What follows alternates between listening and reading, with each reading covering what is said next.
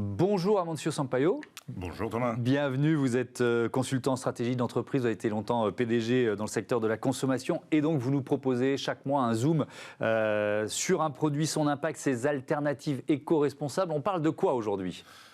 Aujourd'hui, Thomas, je vous propose de traiter un produit qui est omniprésent dans le monde actuel. Il s'agit des smartphones. Ouais. Ils sont partout dans notre quotidien. C'est pour faire notre agenda, pour organiser le travail, le loisir, les paiements. On arrive même encore à faire de la communication avec. Donc, à se téléphoner vraiment, on veut le dire. Voilà. Donc, c'est pour ça qu'il y a des personnes qui n'arrivent même plus à concevoir d'être sans son smartphone un jour, que ce soit. Et là, pour les rôles pivots qu'il a dans la vie moderne, il a une adoption à travers le monde assez importante. Alors, on va donner des chiffres. Voilà. C'est environ 4,5 milliards d'utilisateurs autour du monde. Ouais. Donc, c'est là on va voir que ça peut avoir un produit électronique avec une adoption tellement élevée, peut avoir un impact assez significatif aussi sur l'environnement. Évidemment. D'autres chiffres, il s'en vend combien chaque année ? Et puis, est-ce qu'on peut faire le bilan carbone finalement de ces smartphones ? Oui, par année, il est estimé d'avoir des ventes de nouveaux portables d'environ 1,4 milliard de téléphones et 83% des émissions sont générées dans la première année d'utilisation, avec la production, la logistique, l'emballage et la vente. Cela correspond à 85 kilos d'émissions par portable nouveau que nous mettons dans les marchés. De plus, il faut mentionner aussi que des 16 milliards de portables qui existent dans le monde, l'année dernière, 5,3 milliards de portables ont dû être jetés. À titre de curiosité, si on empile tous ces portables, ça fait une tour de 50 000 km d'auteur. Ok, c'est vertigineux. Voilà, c'est vertigineux. Et malheureusement, seulement 17% des portables sont vraiment recyclés proprement. Cela nous laisse apercevoir la potentielle dimension de l'impact environnemental quand on traite les déchets des smartphones, car... Il y a quoi dedans ? Ils contiennent une série de métaux, de produits chimiques, de plastiques, entre autres, qui peuvent, s'ils sont mal disposés, avoir un impact, une contamination sur l'environnement. Ceci dit...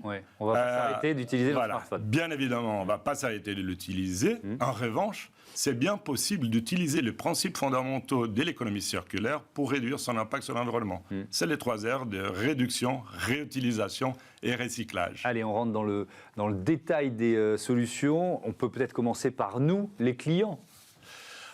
Oui, voilà, exactement. Nous, les clients, il faut déjà les savoir au départ, c'est que les remplacements d'un portable, c'est environ chaque 2-3 ans, pour des raisons, d'un côté, que ce soit technique, une batterie défaillante, un écran cassé, ou bien pour des avancées technologiques, de nouvelles fonctionnalités, un nouveau design.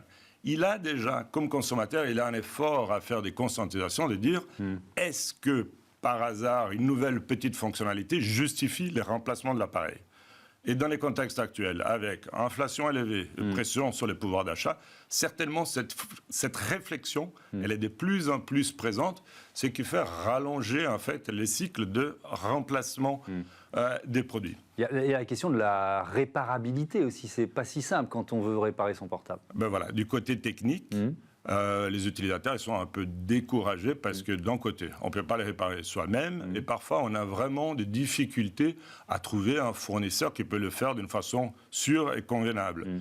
Et c'est pour ça que la modularité des composants peut être une sortie en fait pour permettre de rallonger l'utilisation d'un appareil. Alors, la modularité des composants, il y a une entreprise qui applique ces principes, laquelle ? Oui, je trouve intéressant de mentionner une entreprise hollandaise, Fairphone, qui a vraiment embrassé les principes de l'économie circulaire. Donc son design, il permet vraiment la modularité des composants principaux, qu'une fois qu'ils sont cassés ou s'il y a un changement, ils peuvent être remplacés. De plus aussi, il s'engage à faire 5 mises à jour au minimum de tous les systèmes opérationnels du téléphone. Donc ça veut dire qu'avec un téléphone réparé, avec le système opérationnel à jour, on peut vraiment bien rallonger la durée de vie des appareils. Donc ça, mais alors quand on a quand même pris la décision de remplacer son smartphone, qu'est-ce qui se passe ? Déjà, on peut se poser une question, est-ce que je ne pourrais pas garder l'ancien appareil, c'est ça ? Ça c'est une très bonne question, parce que jusqu'à maintenant, je parlais de réduire en faisant les rallongements de la vie, la durée de vie du produit. Par contre, il y a la question de la réutilisation. C'est-à-dire, une fois qu'on a décidé de remplacer, il faut absolument faire ou donation à un proche, ou bien les revendre, mais surtout pas les laisser dans un tiroir, ou encore pire, en fait, de les jeter d'une façon incorrecte dans la nature. Alors là, on a cité les Néerlandais Fairphone. Les grandes marques de smartphones, qu'est-ce qu'elles font sur ces questions ? Voilà, je peux mentionner ici les majeurs de secteur comme Apple ou même Samsung par exemple. C'est que c'est intéressant que depuis déjà un certain moment, ils ont intégré dans leur modèle de négoce la possibilité de valoriser son téléphone précédent lors de l'achat d'un nouveau. Une fois qu'ils récupèrent ces téléphones usagés, qu'est-ce qu'ils peuvent faire? C'est d'un côté où ils vont les reconditionner et revendre à un prix avantageux, ou bien ils vont les faire les recyclages dans les meilleures conditions possibles. Il y a aussi d'autres acteurs dans ces domaines de reconditionnement. Est-ce qu'il y a des Français ? Voilà, il y a les Français Back Market, par exemple, qui travaillent vraiment avec la vente en ligne des appareils réconditionnés.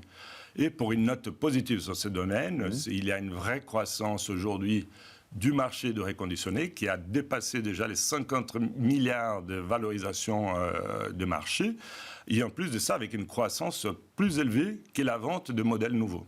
Alors, on a évoqué ce qu'on pouvait faire nous, ce que les grandes marques ou les nouveaux entrants pouvaient faire. Il y a aussi la question, évidemment, de la réglementation qui se pose. Que peut faire l'État français? Que peut faire l'Union européenne, Amancio?